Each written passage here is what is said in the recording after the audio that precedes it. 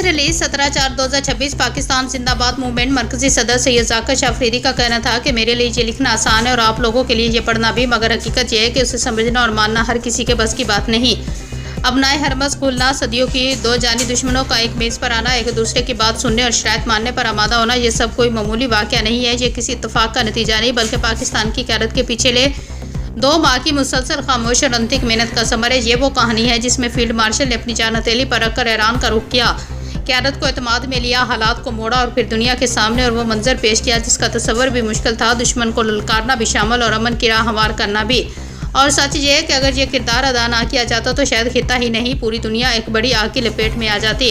पाकिस्तान ने न सिर्फ हालात संभाले बल्कि दुनिया को एक मुमकिन तबाही से बचाने में अपना फैसला कुन किरदार अदा किया। ये सिर्फ सफारतकारी नहीं, ये पाकिस्तान का वकार है, जुर्रत है और वो किरदार है जो तारीख में सुनहरी हरूफ से लिखा जाता है। हम सबका पाकिस्तान, इस्लाम जिंदाबाद, अफवाज पाकिस्तान जिंदाबाद।